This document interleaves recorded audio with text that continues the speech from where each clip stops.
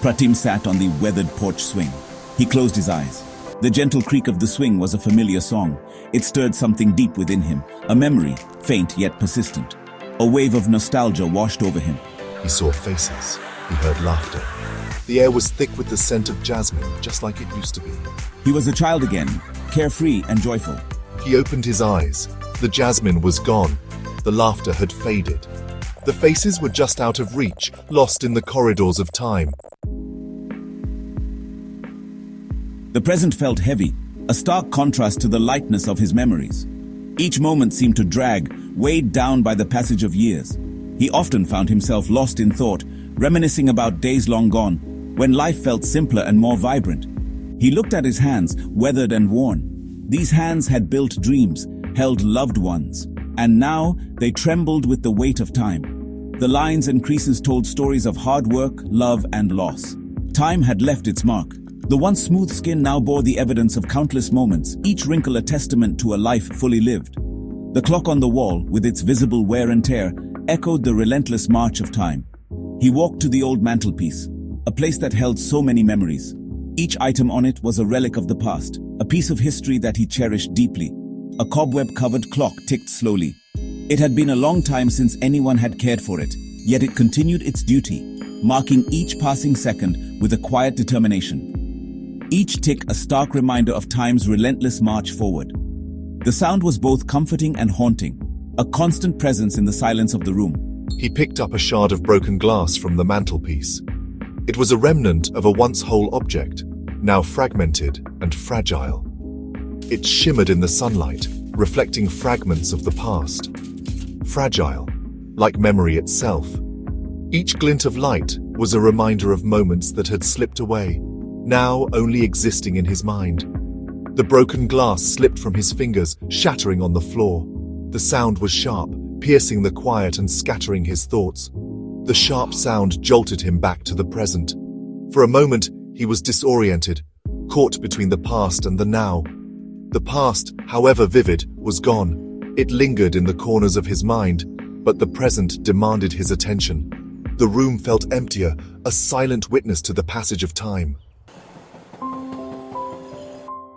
He tried to focus on the present, but the past held him captive. He saw his younger self running through the fields, chasing butterflies. He remembered the warmth of his mother's embrace. He heard his father's voice, filled with laughter and wisdom. He saw her face, the girl with eyes like the summer sky. Their laughter echoed in his ears, the memory of their love bittersweet. The weight of these memories, both joyful and sorrowful, threatened to consume me. Each memory, a fragment of my past, seemed to echo in my mind, creating a cacophony of emotions that I struggled to navigate. It was as if the past was a shadow that followed me, never allowing me to fully step into the present. He yearned for a way to bridge the gap between then and now. The longing to connect with his former self was a constant ache, a reminder of the passage of time and the changes it brought. He often found himself lost in thought, staring at the horizon, searching for answers in the distance. One day, I noticed a single perfect rose blooming in the garden. Its vibrant color and delicate petals stood out amidst the greenery, a symbol of beauty and resilience. It reminded me that even in the midst of chaos, there is always something to be grateful for. I stopped, mesmerized by its simple beauty.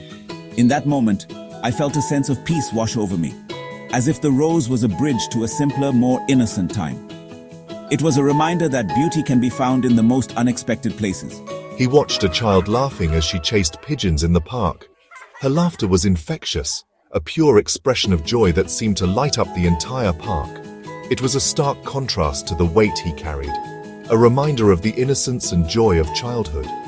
A wave of unexpected joy washed over him. He smiled. It was a rare moment of unadulterated happiness, a fleeting glimpse of what it felt like to be truly present.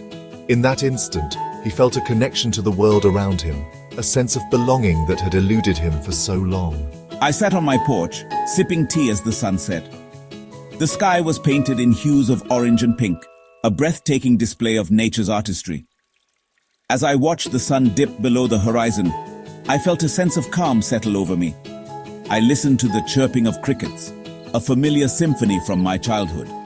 Their rhythmic song was a comforting reminder of nights spent under the stars. a connection to a time when life was simpler and worries were few.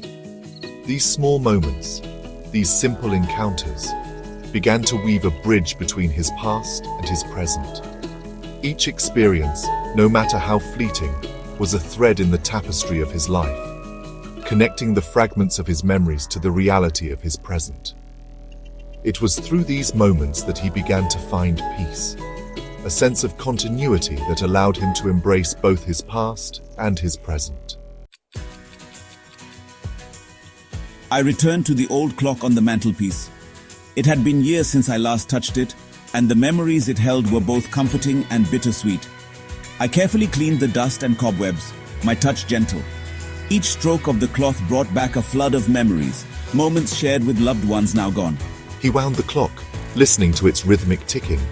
The sound was a soothing reminder of the passage of time, a constant in an ever-changing world. Time, he realized, was not just a destroyer, but also a keeper. It held on to the moments that defined us, preserving them in the quiet ticking of the clock. I understood that memories, though they might fade, shape who we are. Each photograph, each keepsake, was a piece of my history, a chapter in my life story. They are threads in the rich tapestry of life. Each thread, each memory, added color and depth to the fabric of my existence. He looked at the broken shards of glass on the floor. They were remnants of a past that had been shattered, yet they still held reflections of what once was. He saw not just fragments of the past, but reflections of the present. Each shard was a piece of a larger puzzle, a mirror to his current self. I was ready to move forward, carrying my past with me. I was at peace. The journey had been long, but it had brought me to a place of understanding and acceptance.